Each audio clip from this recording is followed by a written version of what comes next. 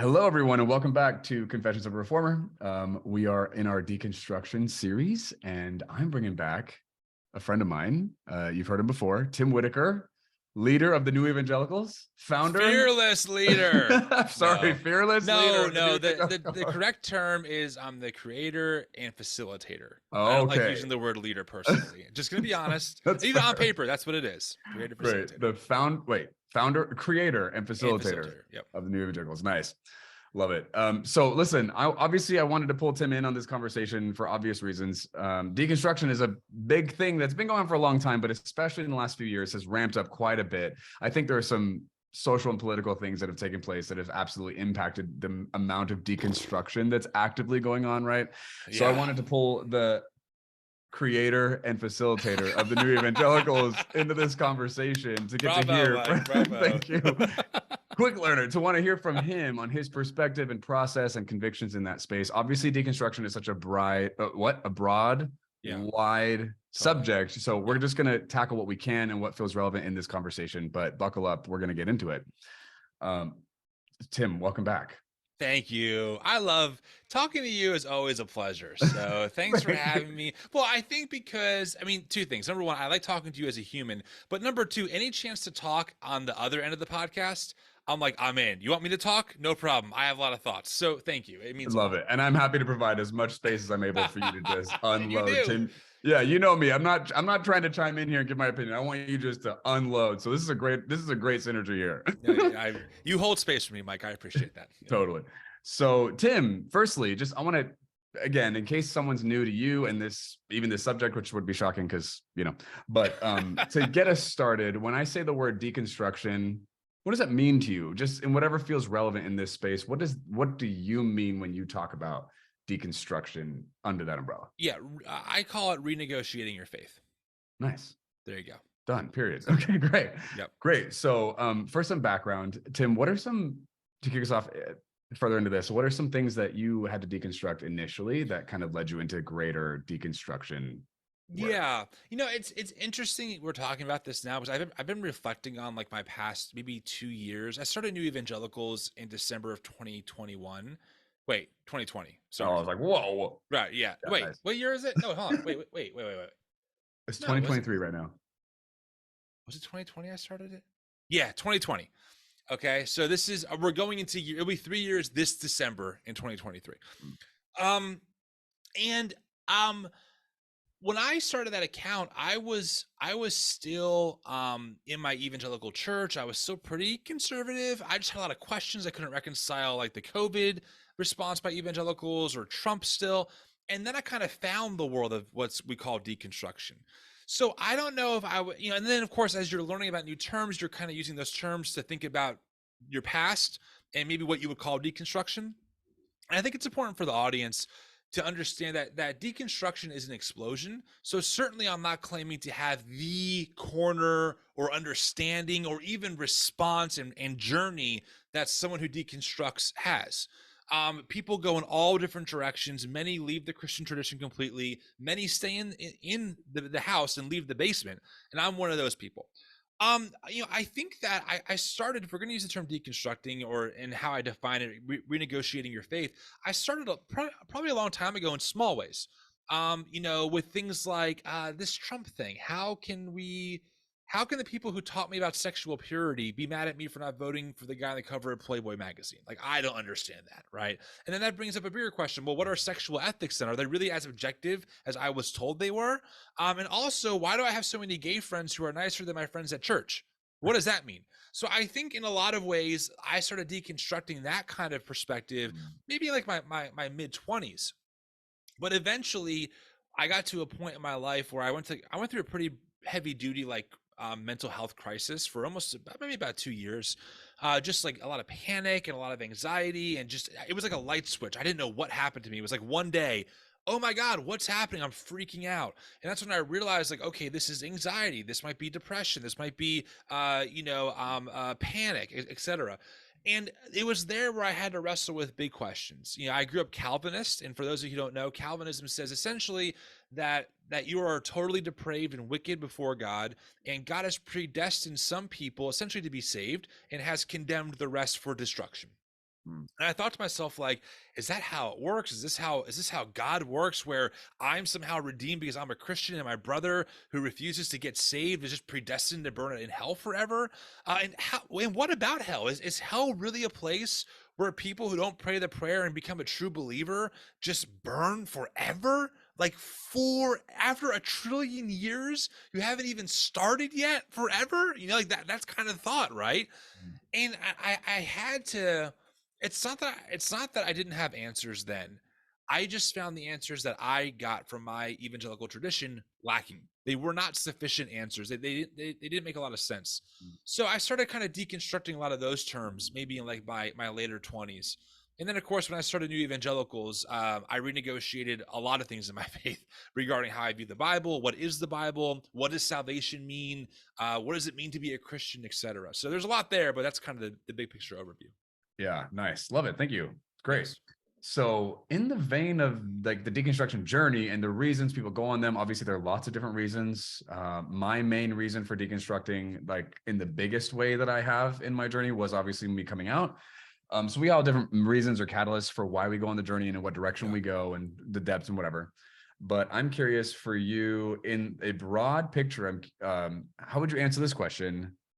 What are some things that from this point in your journey regarding your relationship with Christianity, what are some things you're like, hey, these are deal breakers. This must be deconstructed for someone to be ethically following Jesus in Christianity? Is there an answer to that? Okay, so I'm really hesitant to draw new boundaries, Mm. because everyone has boundaries that they assume are who's in and who's out. Then someone else has different boundaries. I will say this though. I think that you can be a Christian and behave in antichrist ways. Right? So I think that the Christian tradition, you can find people who would have the right mental beliefs about Jesus, the atonement, the virgin birth, who also thought that God gave them a special calling to conquer the savages in their land. I mean, that literally is a doctrine of discovery, right? The Pope gives the new colonizers God's blessing just to go in because they're good Christians. That is a Christian take. However, I think it's quite antichrist in its ethics and behavior, right? And the reason some people might say, well, Tim, they just weren't real Christians. And the reason why I don't say that is for two reasons. Number one, it makes you a new gatekeeper of who's in and who's out. But number two, I think it absolves us from responsibility of holding that theology accountable and saying, yeah, we have to own this. This exists in our space somewhere, whether we like it or not, right? Mm. I mean, I think it would be like, and I guess it depends on who you ask, but I think about, radical Islam, that term back in the day, right? We had no problem saying, no, they're real Muslims. In fact, they're probably the most genuine Muslims, right? But for some reason, when Christians do things like that, they're not real Christians. That doesn't work for me. Every religion has fundamentalist sects. They do bad things, and we have to be honest about that. So anyway, yeah, so I hope that kind of maybe answers your question. Is like, I think that if we read the words of Jesus, we can see some pretty clear themes, and we can see that those themes reflected throughout the Christian tradition in their own day and own way, as Scott McKnight would say it. And we have an obligation to do that now, right? I mean, obviously the problems we're facing in 2023 America probably aren't the same exact problems that maybe Martin Luther was facing in 1549. I'm just saying. So we have to use wisdom, but there definitely are themes. Yeah, totally. Cool. Great. Love it. So when you think about the thing you created is the new evangelicals. When you think about new evangelicals, yeah. So when you think about the old evangelicals, whatever it is we're leaving, holding accountable, confronting, right? The fundamentalism aspect of Christianity, whatever group we're talking about when we are addressing that, the thing that we've had to divest from. Yep. If someone's listening to this and they're like kind of new to the deconstruction space, they're like, I think I need to do this. I don't really know what it entails. I don't know how far it's going to go. I feel kind of hesitant. I'm afraid. I'm curious for you, would you share what are some things like, hey, I would highly encourage you to start in some of these areas when it comes to holding your theology, your doctrine, your Christian faith accountable to the way of Christ? What are some like places you would point to as like, hey, this feels like areas I would definitely be looking at if you're new and like maybe not sure what direction to go? If you just want a very solid, I would argue orthodox, in the Western Protestant movement, but also very helpful view of rethinking your relationship to the Bible. I cannot recommend the Bible Project podcast enough. I just can't. It's worth it. It's so good. Tim Mackie, John Collins, they're phenomenal people. Tim Mackie is a legitimate Bible nerd scholar, well respected, who goes through themes of the Bible. How does the Bible view trees? They actually have an amazing symbolic meaning that we just don't think about as Westerners. And then he pulls out these themes of how the Bible uses these themes, all kinds of themes. Themes about it could be themes about water, or themes about how the Garden of Eden story is really replayed throughout the entire Hebrew Bible over and over again, and how there's themes about wisdom. Anyway, I'm ranting about that, but I would just say, like, honestly, that was the place for me that I was like, oh my God, I never knew the Bible was this complicated. I never knew that there were so many layers that me, with a Western mind, reading the Bible in English, I just miss out on because of my own context, right? So I highly recommend that. And if that there's a lot of episodes there. So a book maybe that is an easy read, that, again, game changer. Orthodox, are not crazy people out there doing next level stuff. There's a book called Misreading Scripture Through Western Eyes by Randy Richards. I think it's like 150 pages. Well worth the read. Get that book. Nice. Love it. Thank you. Cool. You're welcome. It's great. Yeah. So when it comes to people deconstructing, pulling ideas apart, it's kind of a scary process, right? Especially when you're like new to it, when you're first starting to do it, it feels like terrifying. you're betraying your culture, your community. You're going off into it alone. You don't know what you're going to find. You don't know what's going to happen to you. Like, there's just all kinds of fears. I'm curious, from your personal journey, what was that initial journey into the asking the deep fundamental questions? What was that like for you? What were some things that you ran into that you were uncertain about, or insecure about, or that you were scared of? Or was there any of that for you when you were going into it? Oh, for sure. I mean, I think hell's the most obvious one. Like, if I believe wrong, am I just going to be on fire forever? I mean, that's how I was taught, right? Like, when you're 5 years old and that's ingrained in you, that's a deep-seated belief. Yeah. Right. And thank God I just happened to exist at the right time in history with the right version of the Bible and the right version of the Christian faith to not go to that place. But, it's in the beginning, it's scary. These religious beliefs, especially when you're taught them as a child, especially when they're fundamentalist ones, the concrete hardens when you get older. It becomes a staple of who you are. It's part of your identity. And like, the skyscraper of your identity starts rocking when you start touching some of those things. And that is incredibly scary. And it's understandably so. I can honestly say now, being a few years post that moment in my life, I have never felt, more free in so many ways. But it's a scary journey to get there, my friends, no doubt about it. But I can say with some confidence, based on my experience, there is light at the end of the tunnel, but you have to keep going. But it's worth it. It's certainly worth it. Nice. Cool.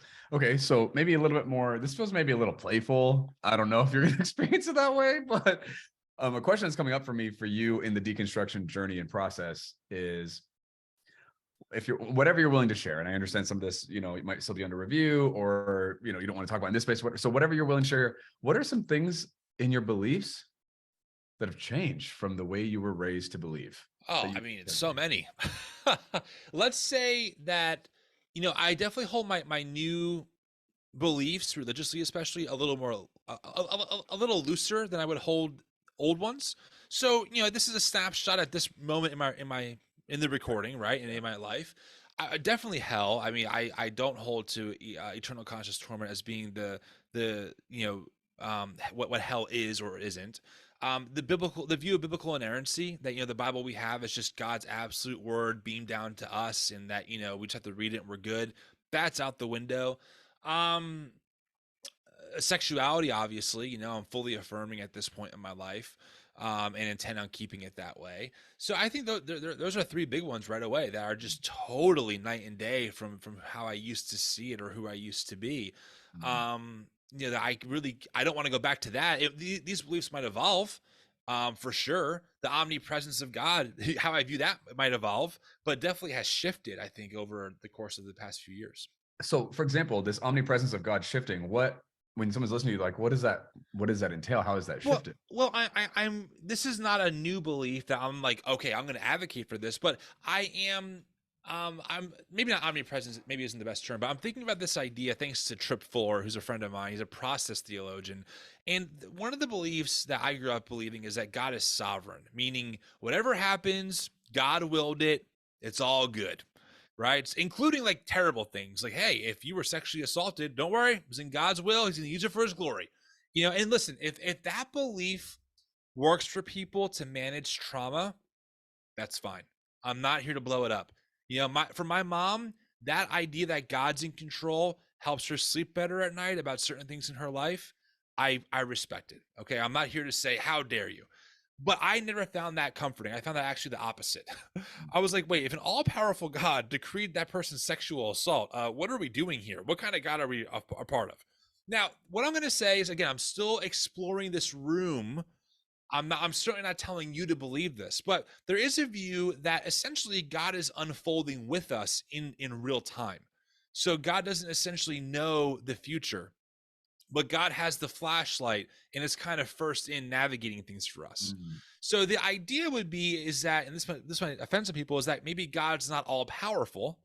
Okay. Listen, I'm offended. I'm just kidding. But that also, I think at this point, is a better answer for evil than, oh, God is all powerful and also sexual assaults happening all the time, right? As opposed to actually, God is with us in our present moment, unfolding with us as time unfolds. And then as things happen based on human decisions and nature, God is working in those moments, as our comfort, as the source of love, as healer, as redeemer, to make those broken things right again, essentially. Like I'm kind of into that. Now, again, not telling you to believe that, but that has helped me a lot. I would never see it that way a couple of years ago, but I'm pretty intrigued at this point in my life. Yeah. Cool. Fascinating. Right? I kind of Fascinating, right? I want to ask you more questions about that. And I'm like, oh no. You got to get Trip Fuller on the podcast. So let's talk Yeah, about totally. Shoot. Okay, so when you said inerrancy, I know some people, Yeah. they hear you just kind of saunter past that, and some people are like, wait, what did you just say? La la la la la. Tiptoe through the tulips. Yeah. So can you unpack that a little bit more? What do you mean when you say, like, hey, I don't believe the Bible is inerrant anymore? What does that entail? What does that mean to you now? Well, I mean, I grew up with this view that the Bible is perfect, it's flawless, it's God's word, you don't challenge it. It's true in all matters of history, science, whatever the Bible says essentially is absolute objective truth, no way around it. I just don't believe that. I don't think the data supports that. I think the Bible is sacred and beautiful, and I do believe that God has spoken through it in some way. But it seems that God has spoken through it in a very human way. When you look at just how we have our modern day Bibles, how even today people sit on boards deciding how to interpret certain words, right? So we can read them. This is the whole crux of the documentary which you and I went to see, 1946. That people took a word in the New Testament, made it the word homosexual, and now we have this belief that homosexuality is definitely condemned, and how that view can be challenged and should be challenged, right? So once you start like doing that, you just realize like it's not that black and white. It's not that clean. The Bible was not beamed down from heaven to our laps. It has a really complicated history. And also, and listen, for me, this is not a problem anymore, but it was in the beginning. We don't have any of the original manuscripts. Like, this is not a debated thing. No one, even the most conservative John MacArthur, James White person will tell you that's correct. We don't have any of the original manuscripts. That's not a controversial statement. How do you know something is inerrant if you don't actually have the original to compare it to?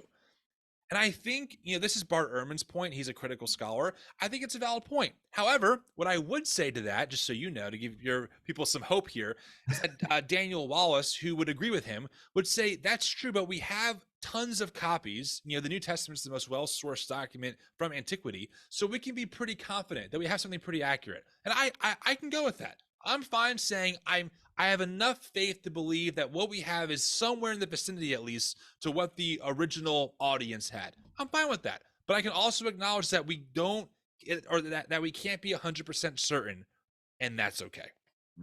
Totally.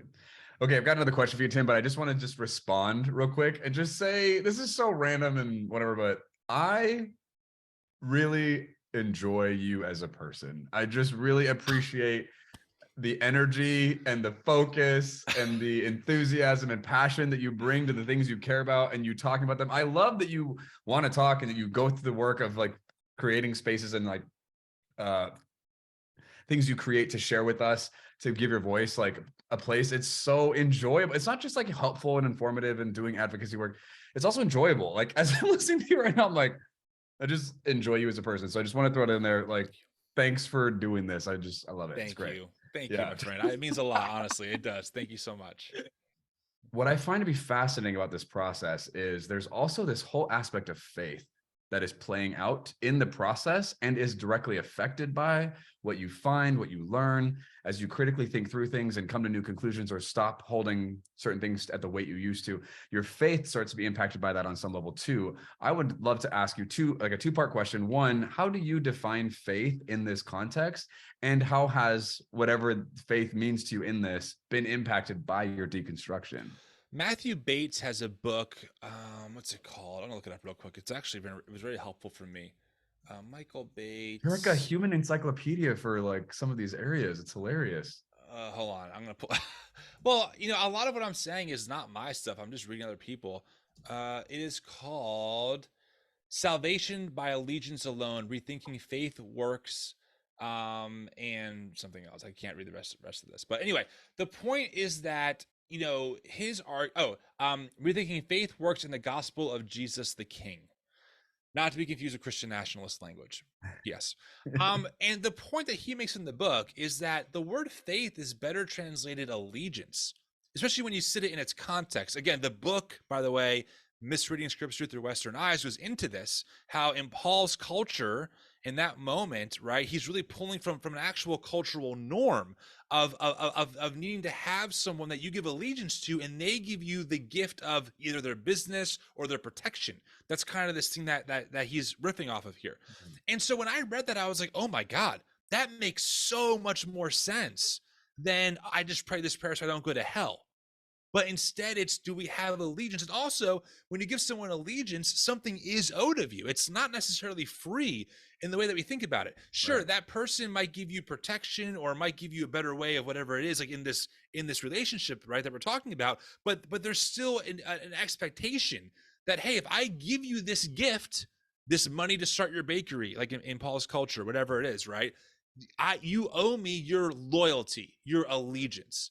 And when I read that, I was like, I love that. I'm in. Like, that's it for me. Yes, I want to have allegiance. I want to have loyalty to the way of Jesus the King. Not king in the sense of tyrant or, my privilege over yours, but the way he models it, which is death to the cross for the sake of the other. That's the king we're trying to follow here. And even king is a very, it's a very biblical term. We might use leader now or something. I don't know. Right. But I'm just saying, like that. I thought you didn't like that word, Tim. Oh, you're right. I give up. I tap. But that's how I would see it now as I'm kind of working through it. Nice. Okay, cool. So how has deconstruction impacted your faith? Well, that's how it has. It has shifted this idea that faith is like believing what you can't see, blind trust. And certainly, listen, I mean, to a degree, I have faith. I believe that the resurrection happened, even though I know I can't objectively prove it. I get that. Okay, and I know claiming that someone rose again from the dead is a berserko claim. I fully agree. But that belief helps me believe that one day all things, including death, will be trampled, and that we'll live in a world where all things are made straight. The crooked straight. That's not a sexual orientation thing. I'm just, to be clear, I'm not saying you'll be made straight, Mike. That's not my point. Okay. No, I don't mean it like that. I swear.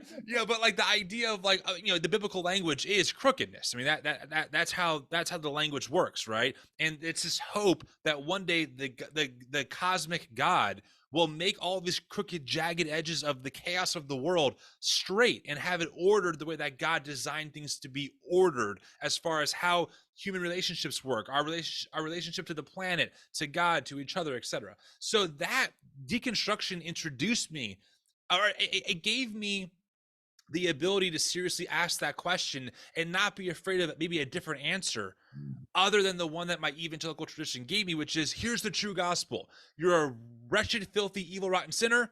Luckily for you, God predestined you. So pray this prayer, get saved, go to church, make sure you tithe, become a volunteer, and you're in. And the rest of the world be damned, right? That has shifted. That has gone away largely for me in a lot of ways. And I'm more about this idea of allegiance to following the way of Jesus. Nice. Okay, cool.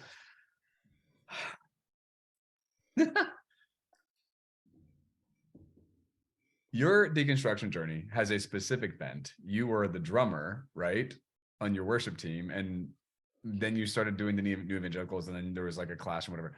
So I know that was like a unique part of your journey. My question for you in the deconstruction space here is, could you, based on the journey you've been on, having deconstructed to the degree that you have, could Tim still attend church and thrive? Yeah. Tell me about that. Well, I mean, I think what I value in a church community is different. It would have to be an affirming church.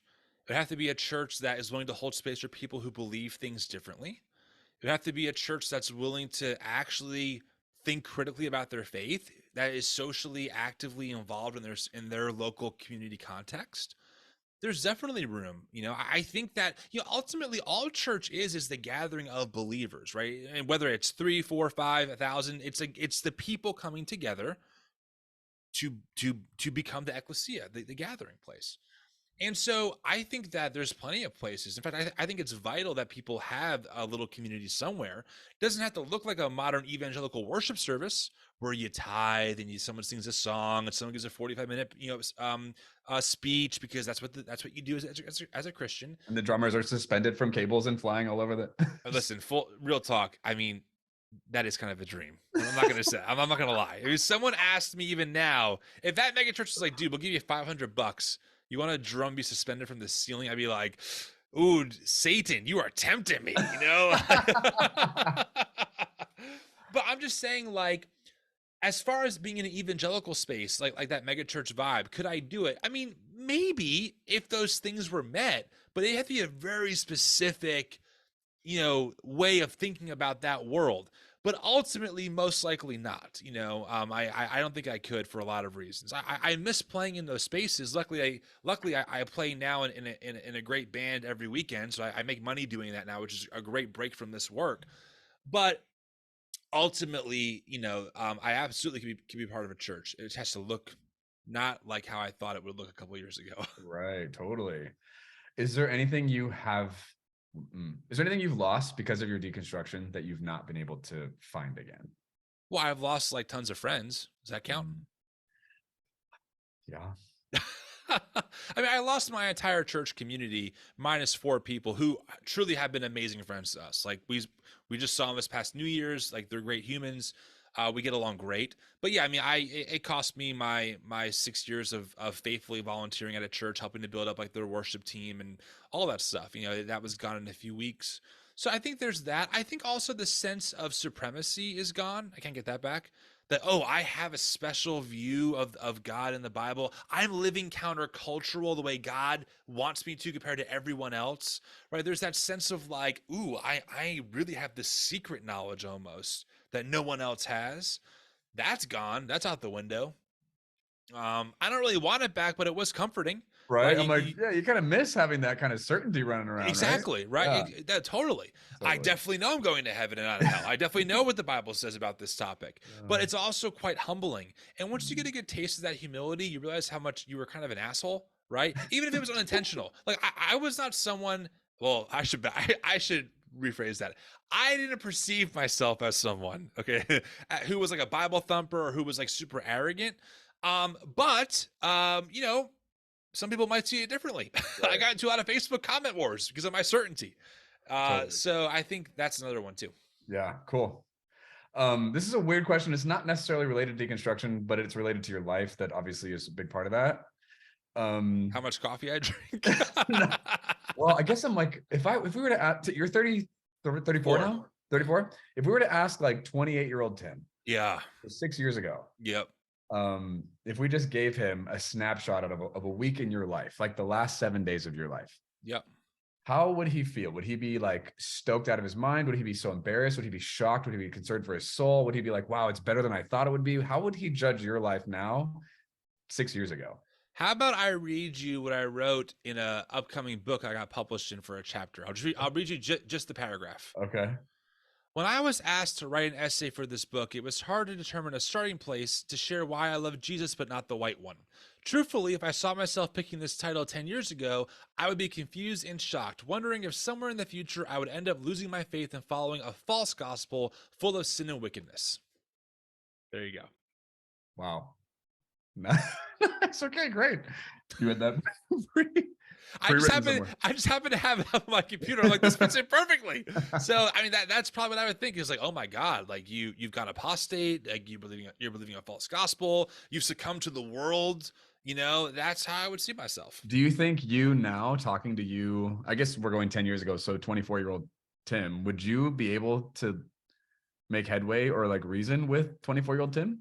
I would just hold a lot of space for 24-year-old Tim. Like, let's be friends though, bud. And not expect him to like do a ton of listening. I would expect him not to do a lot of changing, but I would ask him a lot of questions. That he'd be like, oh, what do I do with that? I mean, this is 24-year-old Tim. I was always someone who took questions to heart, and I would always debate people for fun. It wasn't like a serious debate, but I enjoyed tossing my idea out in the ring of the thought. I don't know, MMA, whatever you want to call it. MMA. Yeah, MMA, like, all right, UFC fighter, thought number 1 versus thought number 2, duke it out. That's how I always saw it. And I enjoyed always doing that. So I think that I would just ask him questions and trust that, when he's alone at home, he's thinking through like, yeah, my answer wasn't really that great, but what's a better answer? So I think I would just ask him a lot of questions and just give him a lot of hugs. Nice. Aw. Yeah. Okay, so this is a weird question. This one's a little bit more. You always say that. Every interview we do, I have a weird question for you. Yeah, I believe it. Just shoot it. I'm ready. Okay, great. I think I'm trying to like pad the landing so it doesn't just like it's more playful, but I'm like, can you remember or recall any explicit moments where you were, as you would say, a Christian asshole? How dare you ask me that question? That's too far. Yeah, I mean, I was definitely one online, like in my Facebook. I made a lot of jokes at the expense of women. I was one of those people like, oh, dishwasher joke about women, ha ha ha ha. And now I was never, listen, my friends that I know who I talked to recently will tell you I was like a very good friend to them as a male. But I would drop jokes that I thought were hilarious that they would laugh at. But I think looking back, I'm like, that was just rooted in like not good taste. Your impact mattered more than your intent, and the joke was at the expense of them. And that's not fair to them. And I actually apologized to a few of them later on. I'm like, you know what? I didn't know any better. I know better now. I'm really sorry. Like, dude, I don't even think about it, But I think like I was very sarcastic more than I am now. And I think a lot of my I had an ability to just cut people, and I would do it in a playful way. But I'm definitely sure there were times where I said something to someone that I can't even think of now, that I'm like, ooh, looking back, if I was watching that moment of my life, be like, oh, that was just what was I thinking? That was such a bad idea. But I was not a mean person, really, ever. I wasn't someone who cursed at people or called them dumb or stupid. That was never my MO. It was just a lot of sarcasm that I thought was hilarious, that was at the expense of other people sometimes, that I obviously regret now, Yeah. So I think that was kind of the level of me being an asshole that I have to deal with. Yeah. I don't know if this is true for you. I'm noticing for me, the more my consciousness expands, is how I'm going to say that, the more I learn and my scope and worldview broadens, the more critical my view of my past self becomes. The more I'm like, God, I did not look, I just remember things I said or didn't say, or ways I did or didn't show up in certain places with people. And I'm like, oh God.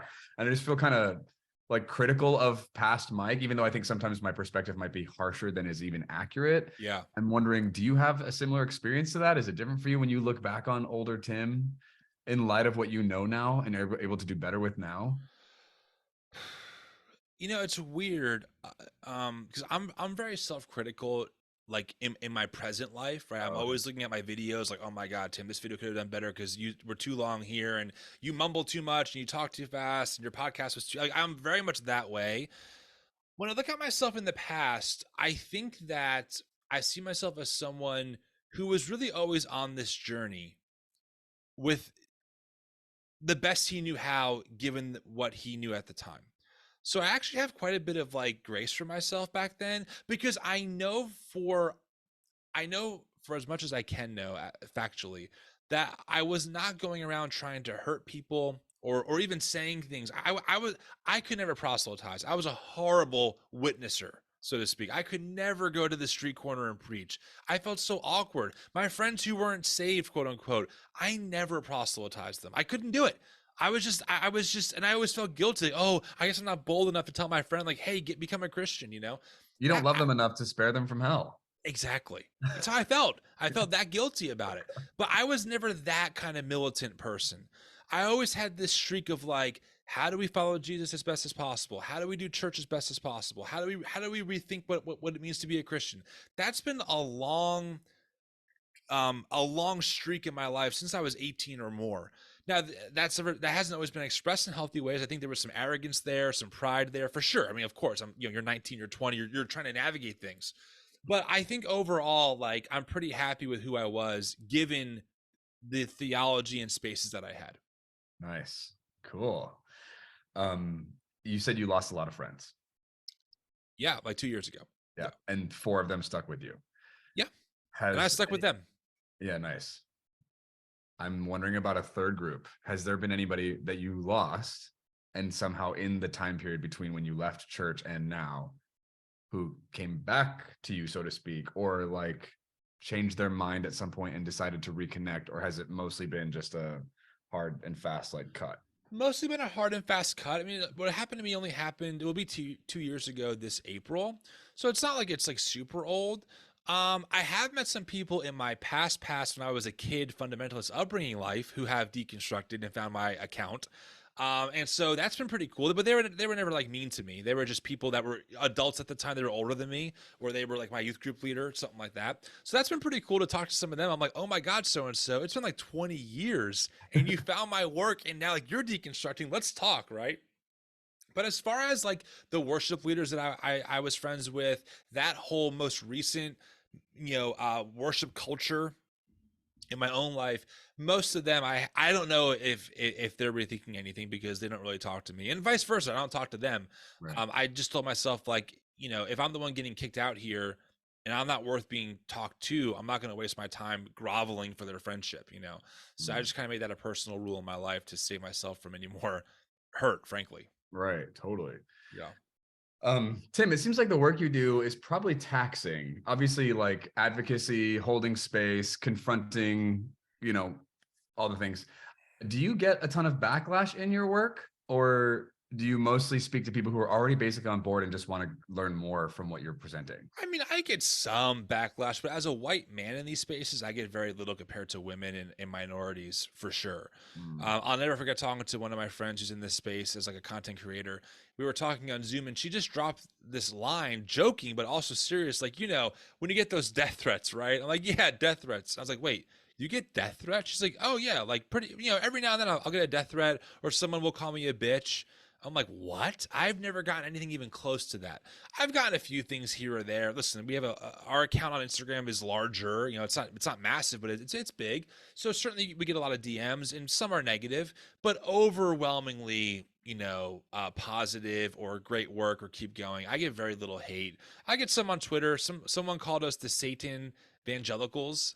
And I was like, that's a great name. We're going to fundraise off that. Thank you. So everyone give us $6.66 in their honor, but it's that kind of stuff. And honestly, it rolls off my back. I don't, in the beginning, when I was deconstructing, I had a lot of like, I had a sense of, oh my God, if these particular evangelical gatekeepers don't approve of my work, am I too far? Am I losing my faith? That was me more in the beginning. Now I don't think twice about it, because I just realized that they're the gatekeepers of American evangelical Christianity, but not the Christian tradition. And just because I'm outside of their basement, they have absolutely no power, that actually dictates my standing before God or the work that we're doing. Totally. Nice. All right. So this is probably my, I don't know, this is a weird, Don't say it. yeah, I'm not gonna say it. This is probably my landing question. Okay. How would you define a Christian today? Well, which kind of Christian?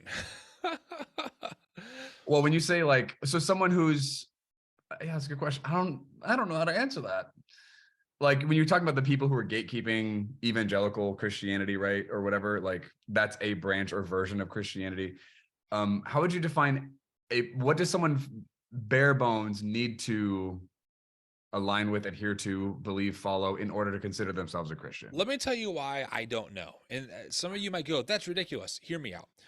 So we could all, most of us could probably say, well, how about like the Nicene Creed? You know, the virgin birth, bodily resurrection of Jesus, something like that. Fine. I would say the majority of Christians in the world believe some of those ingredients for sure.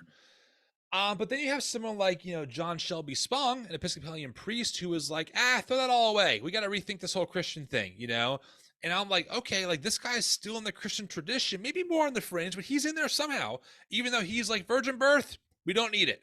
Even resurrection of Jesus. I'm like, John, I don't know, a little far for me, but he's still somewhere in there asking questions about how we relate to this way of following Jesus. So that's why I'm hesitant. I would say that broadly speaking, usually some of the more orthodox Nicene Creed beliefs are a part of that. But even then, those things were at one point were new, right? How about, did the Acts Church have the Nicene Creed? Right. Did the Acts Church believe in the Trinity? Seriously. Did they?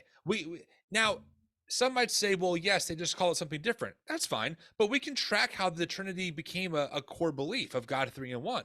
Right? It wasn't right away. It was developed. Even Matthew, Mark, Luke, and John, you can kind of see, if you look at like the chronological order of how the books were written, you can kind of see Jesus get more and more deified, right? Like there's an order to it, but essentially it ends with John saying, well, Jesus was the Word before creation, and Matthew's like, well, the virgin birth, you know what I mean? So like, I'm just saying, like, even there, you can kind of trace this development. What I'm not saying is that therefore the Trinity is wrong or false. I'm just saying, like, at some point, even our most core doctrines of what we call being a Christian were new. And at some point, someone who we probably see as a Christian, like Paul, right? Certainly he was a Christian. He wrote the New Testament. Did he have was he a Trinitarian? He never mentions the virgin birth once. Like, Paul never talks about the virgin birth ever in any of his writings. So what were his thoughts on this? Was if he didn't believe in a literal virgin birth as we experience it, was he not a Christian? I'm just saying, like, once you start really thinking that way, it just becomes, I get a little more hesitant before I start saying, well, definitely this is the line, right? Because you can probably always find someone who's one step beyond that line who we would look up to as a Christian, whether it's whoever, the disciples, Paul, James. I'm just making the point, Yeah, So and I'm not saying that no one's ever asked these questions before. Certainly they have. And I'm sure there are answers. There are many different kinds of answers. But I say that, just to kind of give us maybe some humility. Like, before we just start assuming, oh, they're not real Christians because they stormed the Capitol on January 6th, but I am the true Christian because of whatever it is, it's a slippery slope towards supremacy. Totally. Are you applauding? I'm applauding. Oh, Bravo. thank you. Bravo, Tim. Amazing. Yeah. That's awesome. Thank you. Not bad for a former homeschooler, huh? For a former homeschooler, we've come a long way. We have. Oh, sorry. I've never been homeschooled. I was saying that. Oh, you haven't? No, I've never been.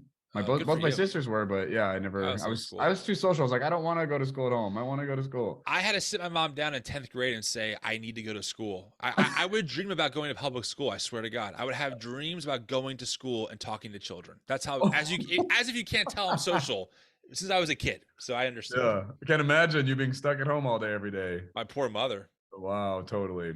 Totally. Hey.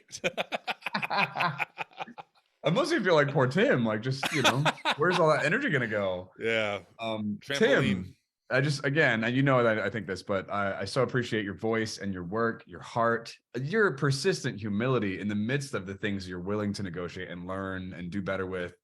I think you do toe an interesting line of like being a mouthpiece and someone who's providing a clear message and critique whilst also maintaining space for you to be wrong, to be considerate, to be open to, like, that's a tension. And I appreciate that you toe it. It's not easily done. And I think I consistently see you like holding that line, and I respect it and I appreciate it. I think it's so important and beautiful that it's showing up in this work that you're doing. So thank you for that. Thank you for having me. I really appreciate it. Yeah, totally. Reminder, those of you who maybe are new to Tim or, kind of aware of him, but not really like plugged in, go follow the New Evangelicals on Instagram. Go check out their podcast. Tim is bringing on some really quality people, doing some great deep dives on really important, relevant, work in this space. And then if you, care about what Tim's doing over there, they are a nonprofit. So please, donations, like supporting their work. There's opportunity for that. I think Tim will easily like provide ways for you to do that. So find that and like, please support their work. We love what the New Evangelicals are doing. We need more of this. There's just a lot of work ahead of us that needs to be done. And people like Tim and his whole crew, they're doing the work that we need. So please support them. Tim, thank you so much for being here. I so appreciate, what you bring to the table for sure. Thanks for having me, Mike. It's always a pleasure. I really appreciate it. All right, guys, thanks for listening. We'll see you next time.